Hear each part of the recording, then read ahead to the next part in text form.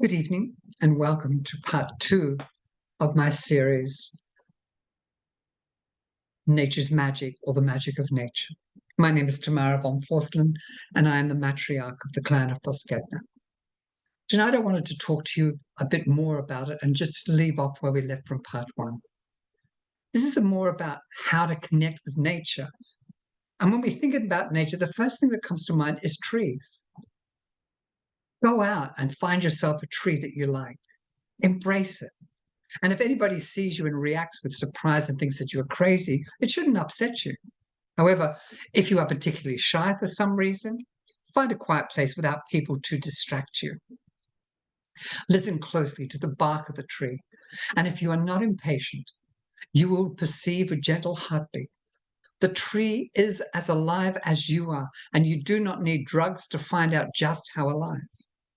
Their great bodies stretch up towards the sky, and their tremendous roots thirst themselves into the depths of Mother Earth. Their branches reach out to the rest of nature, and concealed within the branches or sometimes on the trunk, you will find their face. This face tells you much about the tree, and if you look very closely, you will be able to discover the sex of the tree by its psychic emanation, or sometimes by the expression on its face. Trees can give you an enormous comfort and solace. They will soothe away troubles and nervous exhaustion if you open yourself up. Trees also have less attractive qualities. They can be proud, lustful, arrogant, and devouring. The tree has been regarded as a symbol of life since the beginning of time and has been the center of many religious ceremonial and magical rites. Nowadays, we tend to regard them as simply a part of the landscape instead of recognizing their power and treating them with respect and love. Every part of nature is magical, for there is power in every root or branch or leaf or bud or flower. Every power is in rock or stone. Even the clouds can tell you of a past or future event. Even sometimes the ancient ones take shape in the clouds, and if you watch them closely, they can tell you many things that you may need to know.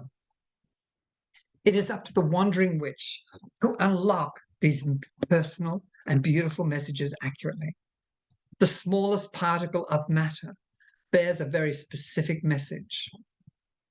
We all have different sets of reality, so truth for one needs not necessarily be truth for another. This is one of the main reasons why the magical journey is a very personal quest, and it is therefore important not to erect any dogmatic images of reality. We are all different stages of our development, and no two people perceive the realities of nature in quite the same way. In order to really get to know the identity of your tree, one must stay quietly within its field of energy, concentrating all the attention on discerning the personality of the tree. And once you have begun to open yourself up and generally experience the life of nature, you will know that literally anything is impossible. Anything is possible. You have started on the path to becoming a genuine natural witch. Positive thought and visualization is the beginning, but then positive power has to be added to this to make the right foundation for endless possibilities. Many people will insist that this description of the life of nature is a way of imposing our subjective images of reality onto matter. Of course, this can happen because we all tend to see what we want rather than what is there. However, once you have experienced the reality of a direct communication with any form of life that is normally seen as separate from yourself, you will know the difference immediately. The quality of such an experience is quite distinct, and once you have breathed in complete harmony with the tree and have known the joy and satisfaction of participation with nature, you can have no doubts about whether this is a real experience or not. How you regard such an event is your own affair, but its reality is undeniable. What is remarkable is not that this reality exists, but that people are so shattered by knowing it. Perhaps we've been using nature for so long and exploiting her resources that we are all frightened that she has a power of her own and as aware as we are. Humanity has been accustomed to feeling all-powerful instead of being a part of the great scheme of nature. Knowledge of life other than our own upsets this feeling of omnipotence, and a few people can endure this threat with their ego. A tree struggles out of the earth for its very existence.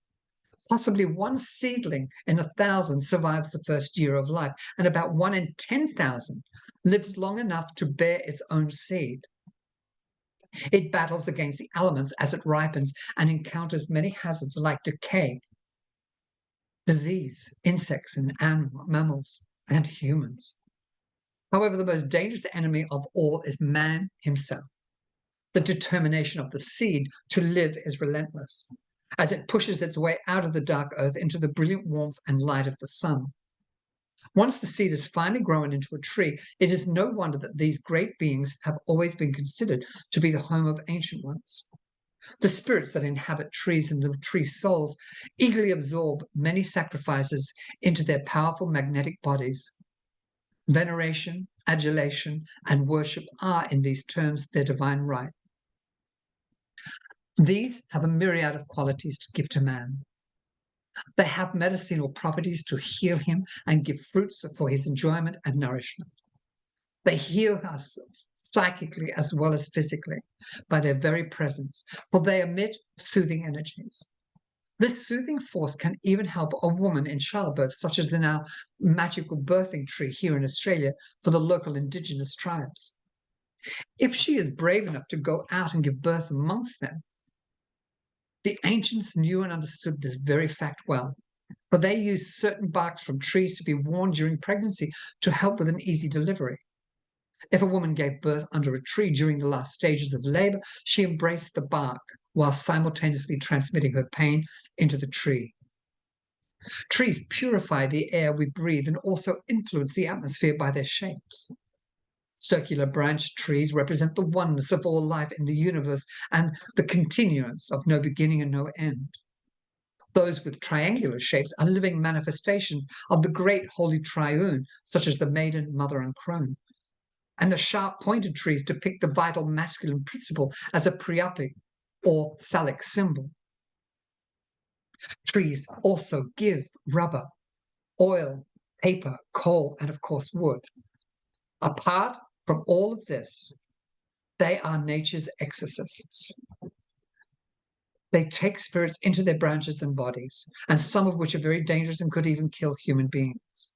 Because trees have personal souls and a consciousness of their own, in ancient times, a man was permitted to marry a tree ritually. I know it sounds silly, but this enabled him to earth all his ill fortune, and all his unrefined carnal desires could be absorbed and transmuted into the tree, into a finer, more vibrant, and expansive form of energy. The reproductive power of trees has been long understood. And in certain hill tribes in India, it was common for a ritual marriage to take place with trees before the bride and groom had their own ceremony. After the tree marriage, the tree was treated reverently and given gifts of wine and flowers and constantly visited and embraced and protected. Especially the priests had to protect these trees very carefully, for they knew that if anything happened to the tree, which had taken part of a human soul into its body, then that person could easily be harmed. Many people also used to bury the placenta and umbilical cord under a tree so that it would protect the soul of the newborn baby. Tree worship is now regarded as a curiosity of the past, and nowadays few people show any sense of reverence for these great beings. In losing this sense, we have lost a great deal, for we have overdeveloped our ego and weakness of our powers of receptivity. In the past, special groves were reserved as sacred places where people could go to worship and give thanks to the trees. In fact, my name, Forslund, means water grove or waterfall grove, where my ancestors were the guardians and keepers of a sacred grove of oak trees near a waterfall in Sweden. In this way, they were always aware of the presence of the trees and also of the particular forms of help from the presiding ancient one, goddess or god. Before felling trees, it was common for the woodcutter to ask his axe not to hurt the tree when it was being cut. Special chants, prayers, songs, and charms and rituals were performed before the chopping to help the tree become numb so that it would feel no pain. and also to appease the spirits within the tree. Also, a new home for these spirits had to be found, and other trees were asked to harbor the spirits. Some trees could never be cut down, such as the sacred apple tree. It was a death sentence to have cut it down, and this later changed to a heavy fine of 1 cow for each tree cut down. Though if a tree died of old age and was finally blown down, rituals were performed to help the soul of the tree to find a new home. Naturally, nobody would dare to fell a tree which had absorbed the spirit of a human being. But the time for the tree to be felled was carefully chosen, usually by the local witch or shaman. And the best time was thought to be the waning of the moon, when the energies are at their lowest ebb and the tree will have at least resistance to the axe. When we think of a tree, the famous trees that come to mind are those of Christmas trees or Yule trees. And the sacred custom of having a fir tree in the house at Christmas is very ancient in origin, and I might add also very pagan. Fir trees have always been consecrated as sacred and were worshipped for their strength and masculinity. They were great phallic trees, and when celebrating the return of the sun at the vernal equinox, the German priests were held decorated branches of pine. The fir tree was considered to be a symbol of the sun, the very source of life itself. This gives us some hint of why we hang lights and shining decorations on the tree, whose triangular shape represents the triune of the goddess. Although the custom is pagan in origin, it has a distinctly appropriate significance to Christians. To get a Yule tree, as we call it, which still has its roots, and while you are decorating it, consciously bless it and welcome it into your home. You will find that the atmosphere throughout the season will be very joyful, and the tree will radiate and pleasure with warmth. And then when the Yule period is over, take it out of your home and plant it in your garden instead of just throwing it away. Of course, we have many trees that can be used, and the names are amazing. But they also all have different similarities. But there are too many numerous to mention here. If you are interested on the subject, then much additional reading is required, or just contact us if we can help you. Just remember, to be the most powerful witch in the world is to be the most natural person in the world. Attune yourself with life and love, and let Mother Nature teach you of your own sacred magic and of truths. I hope you've enjoyed that little bit for today. This is part 2 of my magic of nature. Next one, we're going to be talking about the magic of crystals. So have a beautiful week, have a beautiful time, and do yourself a favor. Hug a tree. Blessed be.